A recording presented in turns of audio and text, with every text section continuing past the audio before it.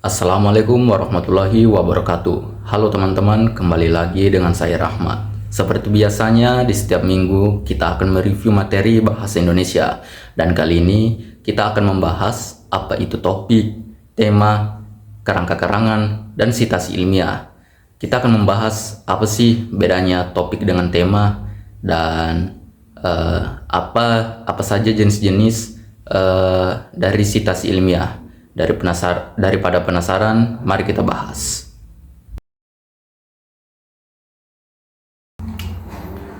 Oke teman-teman, pertama kita ke pengertian topik dulu. Jadi topik itu apa sih? Topik adalah pokok pembicaraan tentang suatu hal yang akan digunakan menjadi karangan. Topik karangan merupakan jawaban atas pertanyaan, masalah apa yang akan ditulis, atau hendak menulis tentang apa. Jika akan menulis karangan, topik adalah hal yang pertama kali ditentukan ketika penulis akan membuat tulisan.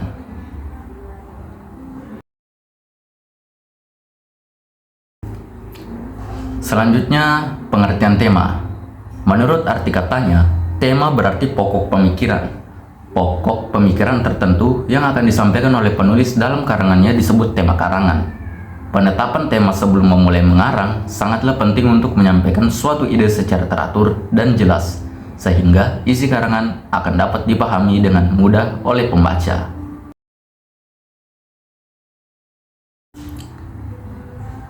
Kemudian, apa perbedaan antara topik dan tema? Jadi, topik itu memiliki cakupan yang lebih sempit dibanding dengan tema. Meskipun topik dan tema sama-sama bisa dijadikan judul karangan, bedanya tema lebih umum dan luas, sedangkan topik lebih spesifik dan terarah pada inti pembahasan. Topik adalah inti utama atau pokok pembahasan yang mencakup keseluruhan pembicaraan, gelaran acara, atau isi tulisan.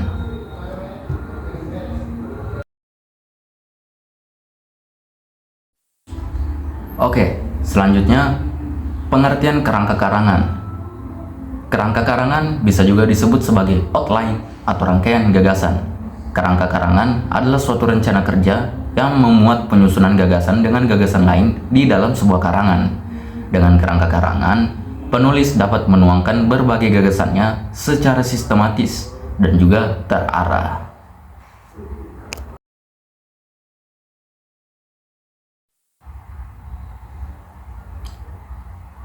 Kemudian, bagian-bagian kerangka karangan. Kerangka karangan umumnya terdiri dari 3 bagian utama. Yang pertama ada pendahuluan, introduction, isi, body, dan penutup, conclusion. Setiap bagian ini memiliki fungsi dan tujuan yang berbeda dalam menyusun dan menyajikan informasi. Berikut adalah gambaran umum tentang setiap bagian dalam kerangka karangan. Jadi, yang pertama ada pendahuluan, yang kedua ada isi, dan yang ketiga ada penutup. Jadi ada 3 poin ya.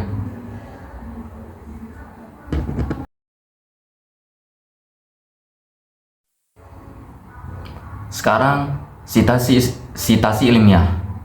Pengertiannya adalah, sitasi adalah sebuah referensi yang berisi sumber dari naskah yang dipublikasikan atau tidak dipublikasikan. Gunanya adalah untuk menulis ulang suatu pernyataan yang berasal dari orang lain.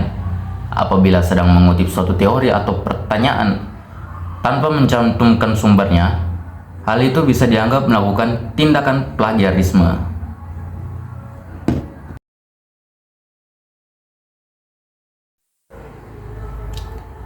Oke, sekarang kita ke jenis-jenis sitasi ilmiah. Sitasi dibagi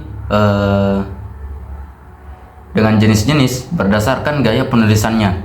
Ketika menulisnya, harus menentukan gaya penulisan yang akan digunakan. Hal ini penting untuk diperhatikan sebagai konsistensi gaya penulisan. Setiap gaya penulisan memiliki ciri khasnya yang bersumber pada buku, jurnal, media massa, arsip, dan lainnya. Oke, jenis yang pertama ada American Psychological Association atau disingkat dengan APA. Penulisan sitasi dalam teks ini mencakup nama penulis dan tahun publikasi. Contohnya, dalam kurung Smith, kemudian tahunnya 2020.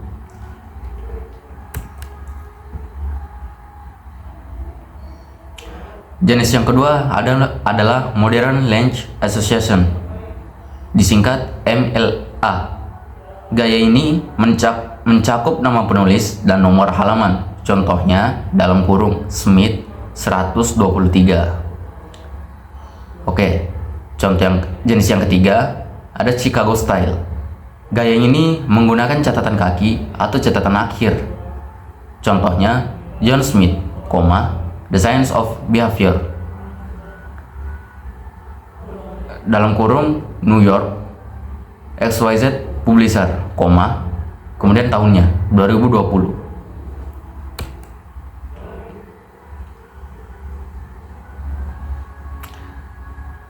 Nah, itu tadi jenis-jenis dari sitasi ilmiah. Ada 3 ya.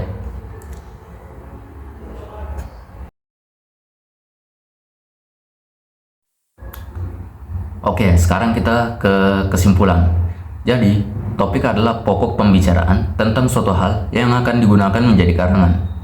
Tema merupakan pokok pemikiran. Tema bisa juga diartikan sebagai pengungkapan dari maksud atau tujuan. Tema lebih umum dan luas, sedangkan topik lebih spesifik dan terarah pada inti pembahasan. Topik merupakan inti utama atau pokok pembahasan yang mencakup keseluruhan pembicaraan.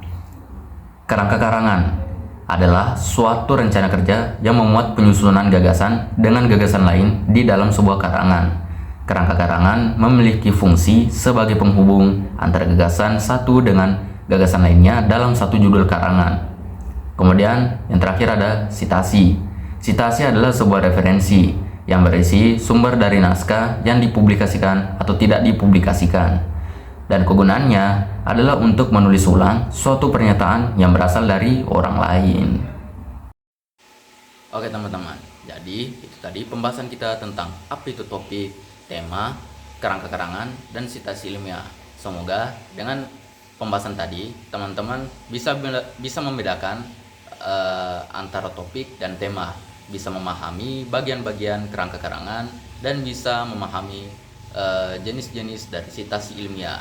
Jika teman-teman suka, silakan like, dan jika teman-teman merasa video ini bermanfaat, silakan di-share. Dan terima kasih. See you next time.